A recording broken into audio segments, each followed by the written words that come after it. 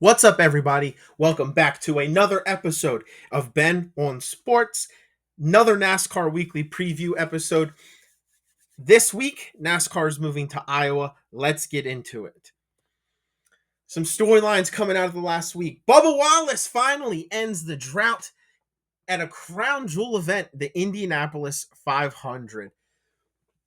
Qualified second, was fast in practice.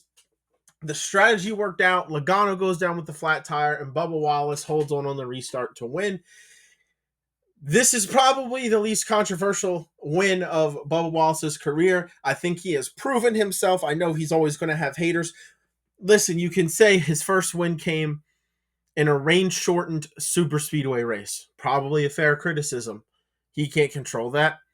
His second win came in a 45 car that wasn't his, but was somebody else's. And it was a different team and crew chief that he was just taking over. He still had to drive the car. What's the excuse this time? Right? There isn't one. Bubba Wallace earned this one. It's not like it was necessarily a strategy play. He was fast and out front. He was one of the most. I would definitely a top five, arguably a top three car all day. Qualified second, got stage points in both stages. Yes, was it helpful that Joey Logano blew a tire? Yes, but that stuff happens to everybody else, and we don't doubt them. So why should we doubt Bubba? And secondly, he had to hold off Kyle Larson, a guy many guys say is the best driver in NASCAR, on 3 different restarts. So I think Bubba Wallace earns that win. And if you can't admit that, you probably have personal feelings towards Bubba Wallace. He ends the drought, locks himself in the playoffs, and shakes up the playoff picture. Speaking of winners, Ty Gibbs wins the inaugural in-season tournament.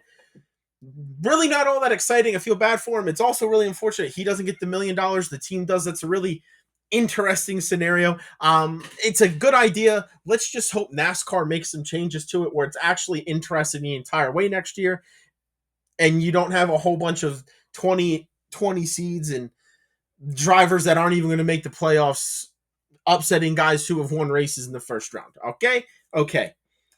The regular season championship is heating up. You're going to see it a little bit later on in the episode, but there's 4 drivers who on any given week could take first place if they play good, if they race well enough, or if the other drivers struggle. Very, very exciting battle at the top of the point standings. Now, these next 2 points kind of go together.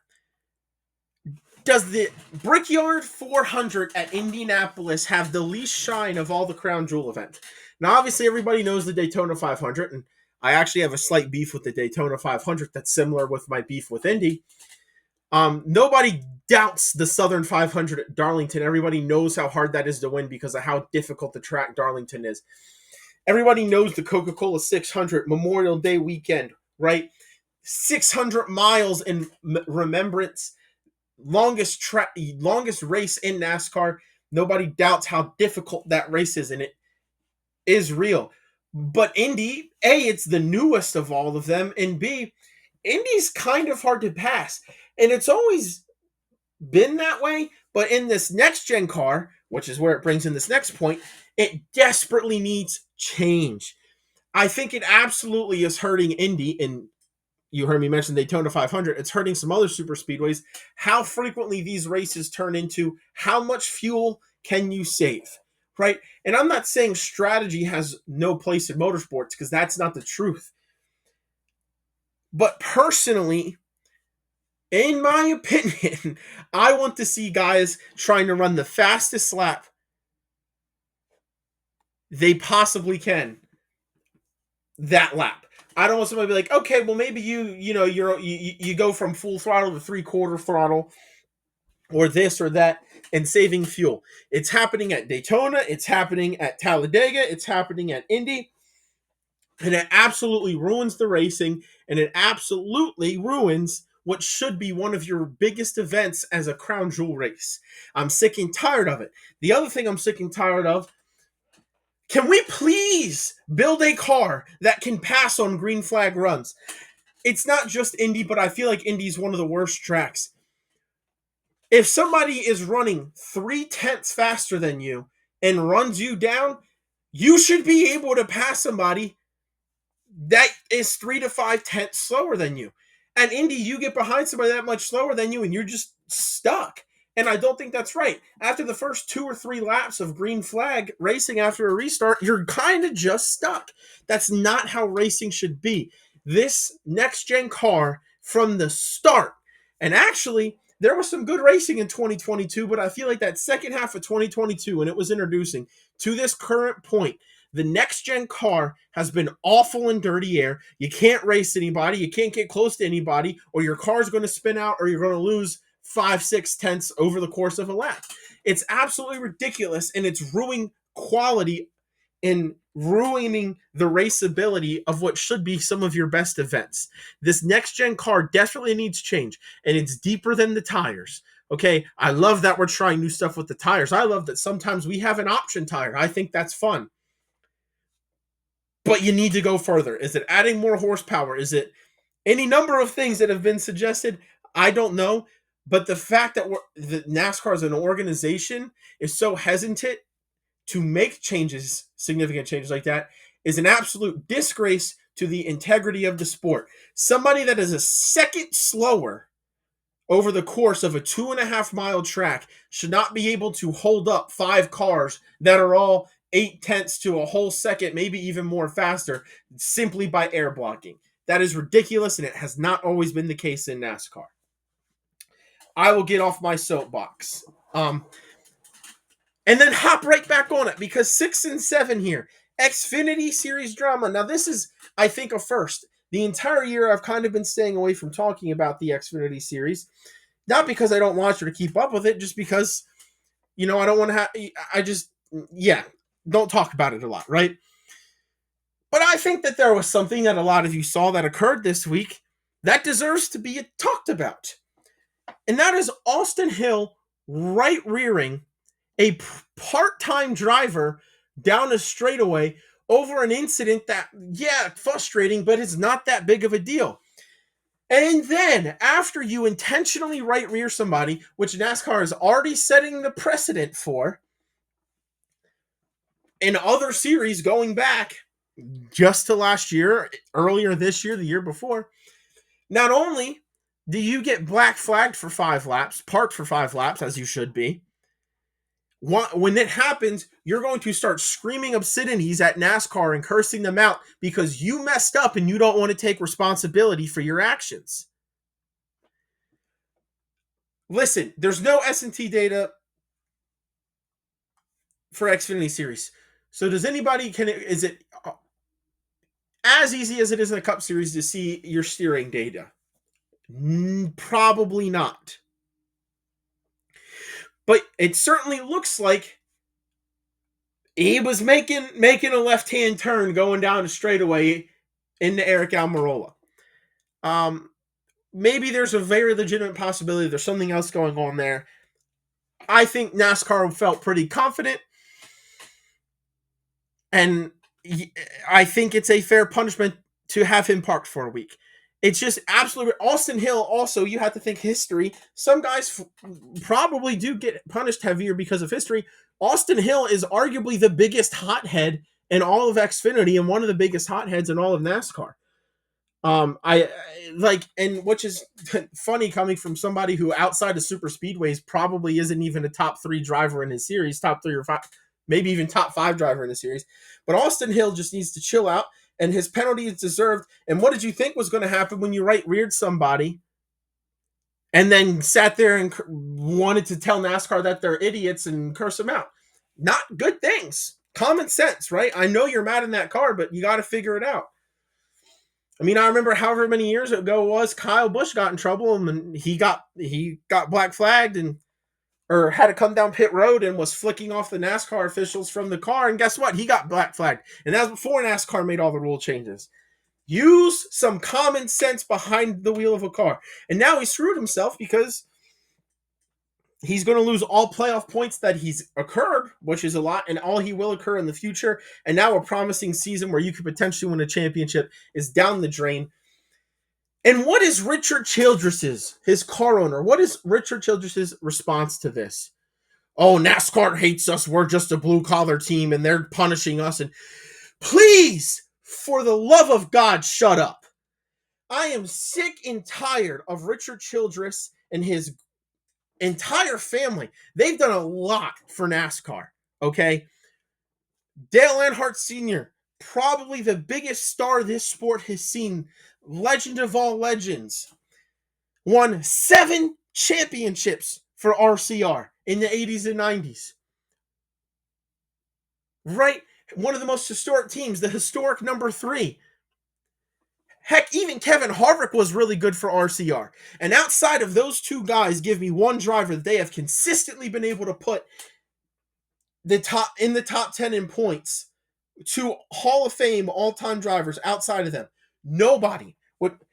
What's crazy is, last time I checked fairly recently, they were a top 5 NASCAR team in terms of financial resources.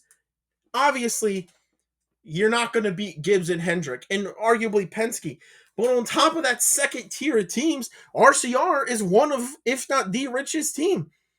And they still aren't fast. But to sit there and say you're a blue-collar team and, oh, NASCAR likes to bully us. Get out of here with that.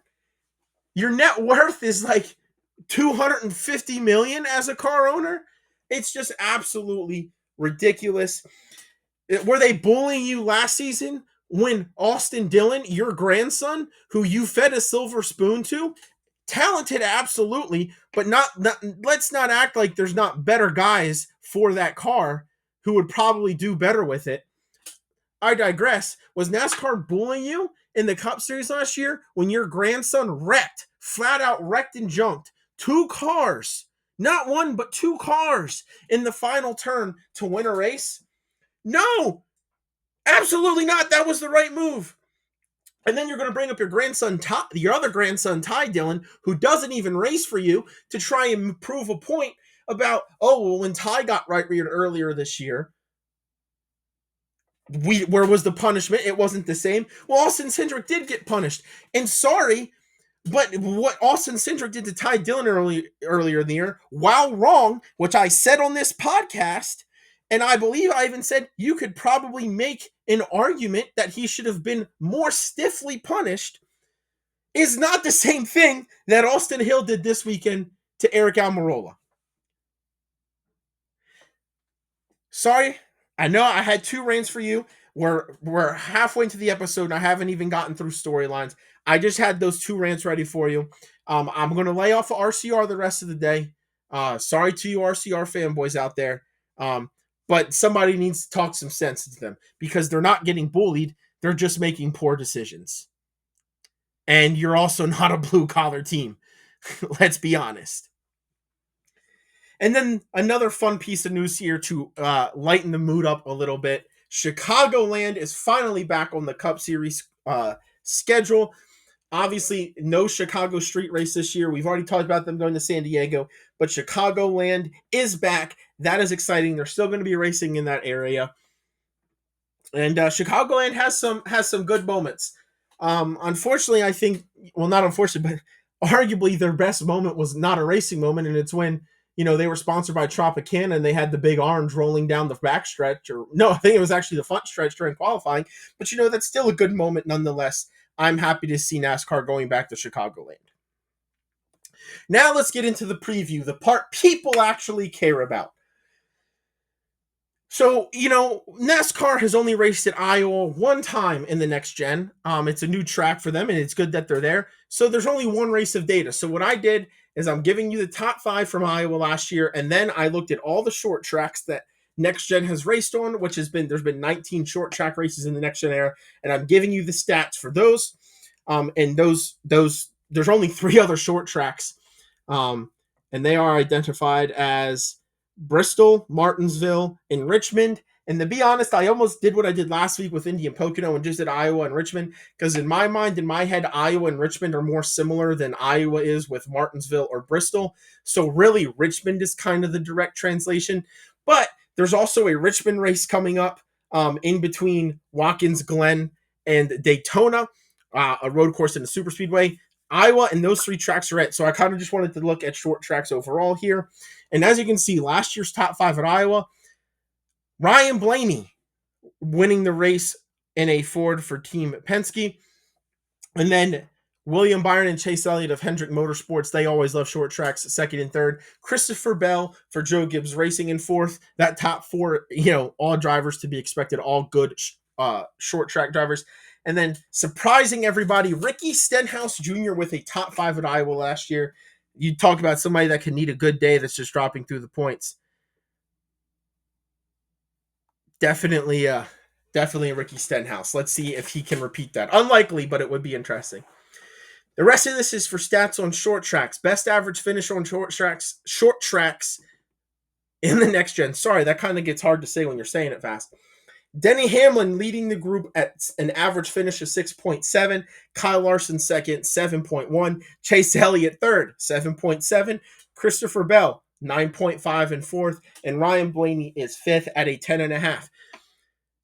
Which means 3 of the top 5 best average finish on the short track drivers were top 5 last year.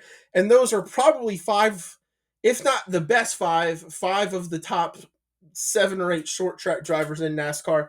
Hamlin, Larson, Elliott, Bell, and Blaney are probably all championship contenders on a year in, year out basis. No, don't have to think too hard as to why they're up here. And they're for the 3 best teams in NASCAR. So when we go from best average finish to most top 5s, it's probably not a surprise to see the same 5 drivers in both categories. In 19 next-gen short track races, Denny Hamlin's been in the top 5 for 14 of them.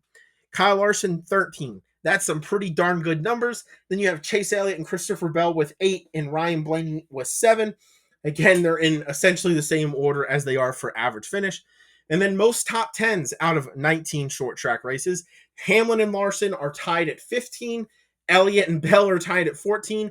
And Joey Logano, who's not too far off of these guys in average finish, it has 12. Favorites to win Iowa, not Indianapolis, Iowa this week. But it is quite similar to Indianapolis. I think Hendrick, Joe Gibbs, and Team Penske have set themselves apart on short tracks. 23XI should be there. Bubba is usually at least decent there. Tyler Reddick is working on short tracks at 23XI, but I still think that they will be good this weekend in Iowa. And then Trackhouse, Daniel Suarez has had a good run last year in Iowa. Trackhouse has had some good runs. Ross Chastain loves a short track. I expect to see Trackhouse there. And then my honorable mention is RFK Racing, Brad Keselowski. He's gaining speed, and he's going to need to win one of these last 4 races if he wants to make the playoffs. Chris Buescher in on points right now. Chris Buescher is a guy that likes a short track, and everybody knows Ryan Preece, another guy for RFK. So that needs to make the playoffs, right? Win or point his way in. Ryan Preece is another one of those guys. All 3 of them for RFK love a short track, and that's what we have this weekend. Individual driver favorites to win Indianapolis. Denny Hamlin, I think, is the favorite this weekend, followed by Kyle Larson and Chase Elliott. Hendrick loves a short track. I think all 4 Hendrick cars could be fast this week. Christopher Bell, another JGR car. And then right behind JGR and Hendrick, I have Ryan Blaney and Joey Logano with Team Penske. That's right, guys. You're reading it right. Out of my top 6 drivers, it's 2 drivers from the 3 top teams. And then 7 and 8 are also from those same teams. William Byron for Hendrick Motorsports, Chase Briscoe for Joe Gibbs Racing, and then Trackhouse and 9 with Ross Chastain. Brad Keselowski, I think, sneaky contender this week. He might be my sleeper. I don't normally do a sleeper of the week, but if I had one, it might be Brad Keselowski or Ryan Preece. Ryan Preece has run well at Richmond in the past. Which again is similar to Iowa. I think there's a very real possibility an RFK car wins this week, and a very good possibility they show up with 3 really good cars. Remember I was talking about that regular season points battle? Well, here you go. Chase Elliott still leading the pack with 726 points, but his lead has shrunk. William Byron is only 4 back in second. Kyle Larson is only 15 back in third, and Denny Hamlin is only 20 back in fourth. You have 4 guys within 20 points of each other for the regular season championship. And don't forget, the most impressive part about this is Denny Hamlin missed a race. Who knows where he could be if he didn't miss Mexico City, although he's not a road course driver, so he might not be all that closer. But yeah, I think these top four have kind of separated themselves by at least a race, maybe even two races of catch up from fifth and sixth. But Elliott, Byron, Larson, and Hamlin, this is going to be such an entertaining regular season point battle. And if you don't think season long point battles can be interesting, tune into the one we have right now because Lord have mercy, is it ever? And then fifth and sixth in the regular season point standings, they swap every week. Christopher Bell and Tyler Reddick for Toyota. Bell is 62 back. Reddick is 71 back. They both have a cushion in front of them and a cushion behind them. So they're kind of stuck unless something crazy happens down the stretch in fifth or sixth. Those two guys are fighting for that extra point between them. Ryan Blaney won a stage, 616 points. He's 110 back, gained some ground on Chase Briscoe. Briscoe was in line to gain ground on Blaney because they both won a stage. And then Briscoe had fuel problems late, and that probably cost him 8 to 10 spots, or he'd be right on Ryan Blaney's heels. He's still only 17 points back of Ryan Blaney. Alex Bowman is creeping up on both of these drivers after the last 2 weeks. He is 36 back of Blaney and 19 back of Briscoe. I believe he gained ground on Briscoe, and I think he's right around where he was with Blaney earlier. Bowman trying to insert himself into this battle. But he's got to be careful because Chris Buescher is only 21 points behind him in 10th. Remember how I said that's your top 10 in points. Remember how I said the top 10 in points, and you can see here at the bottom, the top 10 in points all get extra playoff points when it comes time to reseed playoffs. Well, this 7 through 10 battle is pretty interesting. You know, Blaney, I don't think is going to catch Reddick, but Briscoe could catch Blaney. If Briscoe can catch Blaney, but he can also fall to Bowman, and Bowman has ideas of getting all the way to 7th. But he could also lose ground to Buescher, or the guy who's in 11th place in the standings, who's incredibly hot right now. Bubba Wallace is in 11th in the regular point season standings, and he only is back of Chris Buescher for 10th by 9 points. So this bottom half of the top 10 is also just as fun and exciting as this top half because it's the race to see who will get extra playoff points. And it seems to me that like guys like Ryan Blaney and Chase Briscoe probably feel a lot safer about getting those points. But there's a route here where 3 to 4 of these guys could have a bad week or two, and now all of a sudden they're out of it. So this 7th to 11th area is always fun to watch this time of year. Joey Logano's 18 back of Bubba. He's starting to lose ground. Ross Chastain with an awful week. Very good thing Ross Chastain has a win because right now the cut line is between Chris Buescher and Ryan Preece in points. As you're going to see in the next slide, if Ross Chastain didn't have that win, which he does, he would only be 1 point above Ryan Preece in the playoff points, and that would be where the cut line is, and he would be in danger of missing the playoffs. He has a win, but they need to get some momentum because they have not had good weeks as of late, and I'll leave it at that. Ryan Preece, good finish this week. He finished 4th. Top 5 this week. Unfortunately, the guy he was closest to in points won the race, and now he has an even bigger gap that he has to make up if he wants to make the playoffs, and it would be his teammate. Kyle Busch, a lot of races for Kyle Busch. He's way back with minus 248 of the leader, minus 39 behind Ryan Preece, who himself is 42 back of the cut line. So Kyle, pretty much if you're Kyle Busch all the way to John Hunter Nemechek on this list, you pretty much have to win if you want to make the playoffs, and you're kind of not really close to anything in the regular season standings. Kyle Busch is up, like I said, staying in 15th. Ty Gibbs keeps slowly climbing up these standings. He's in 16th. Austin Cindric up to 17th. AJ Allmendinger in 18th. McDowell has dropped all the way to 19th. And John Hunter Nemechek back into the top 20. As I tell you guys every week, the battle for this back half of the top 20, this back quarter of the top 20 from 16 to 20, you can even say 15 to 20 is really fun and exciting. Those guys are always in that 15 to 25 range, trying to get stage points, trying to find a way to get track position, and they're racing super hard back there. Those are fun points battle to watch. Too bad they don't really matter. Current playoff standings. Not much changed up top. Hamlin, Larson, Bell, Van Gisbergen, Byron. The top 5 in playoff points didn't gain any playoff points.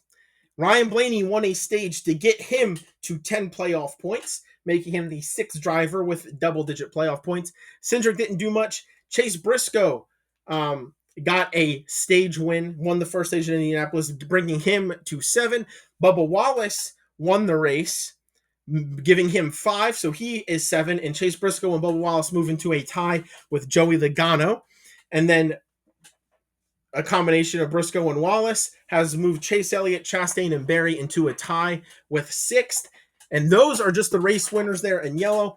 There's only 3 playoff spots left by points. Tyler Reddick is 138 up on the bubble. He did lose ground to the bubble, but he's still in a really good spot. He would have to DNF the last 4 weeks, or at least 3 of the 4, to really be in danger. He also has a playoff point to his name. Alex Bowman plus 63. He feels good. Really, even Chris Buescher with plus 42. It's going to take multiple weeks of catching up. But new winners can always throw a monkey wrench into this. Really, in my opinion, Ryan Preece is the only guy that has a chance to point their way in. I think everybody else that is not in is going to have to win their way in. Driver power rankings. The top 4 guys, they're so close on points. I move them around. Chase Elliott was the only one of those top 4 guys that kind of struggled most of the weekend. The other 3 guys are up front a lot, had some speed, and were up there at the end. Byron is 3rd because obviously he had fuel problems, or he could have had a better day. I moved Tyler Reddick down to 8. Ryan Blaney has had 2 good weeks in a row, so he's up to 6th. Briscoe was up front all day and then had fuel issues at the end, or he had a top 10, so I don't want to penalize him too much. Reddick got caught up in somebody else's accident, so I decided to drop Reddick this week. Bubba Wallace up to number 9, top 10 at Dover, followed up by a win last weekend. He's back in the top 10 for the first time in a long time. Alex Bowman with another solid week keeps him in the top 10. Buescher down to 11. Logano, again, 12. Ryan Preece with the top 5, and it still didn't really help him much because Bubba Wallace won. He's in 13th. Chastain, another bad week, has fallen all the way to 14th now. Gibbs and Kyle Busch are kind of similar to me at this point, so I left them at 15 and 16. Shane Van Gisbergen had a better drive than he normally does on an oval, so I moved him up from 20 to 19. McDowell falls out of the top 20 for John Hunter Nemechek, who had a good week and had speed, and Cindric and Berry stay put where they were.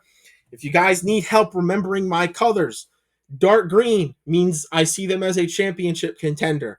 Yellow means they're not quite a championship contender, but they should be a lock in the playoffs on talent. Obviously, some of the guys in yellow I have already won races, so they're obviously locked. But I just mean they're not championship contenders, but they're also not teams that are like bubble, right? If it was college basketball, they would be bubble or they'd be wild card in other sports. They're better than that, right? They're kind of in that middle tier. Joey Logano is in a tier of his own. He's either really good or really bad, and he's always a threat to win a championship in this format. The yellow-green that Cindric, Berry, and Van Gisbergen are guys that have won races, but I don't think they're a threat in the playoffs. Ryan Preece is orange. He's the only orange driver because he's the only guy that is out of the playoffs that I think can point his way in. And then the drivers in red are guys who are not locked into the playoffs, but I think they're going to need a win to get there. That is all I have for you guys today. Sorry, I know I went quick at the end there, but I'm trying to keep it under 30 minutes like I have been for you guys. I hope you enjoyed this episode. Please like, comment, subscribe, follow me on X. Let me know your hot takes. Put them in the comments below. Tell me what you think. Tell me if you think I'm way too hard on Austin Hill and RCR. Tell me what you think about the next-gen car in the playoffs or anything else you have. Thank you for taking time out of your days, weeks, and lives for listening. Stay safe this weekend. A lot of crazy weather all over the country. Find a couch, watch sports. Peace out.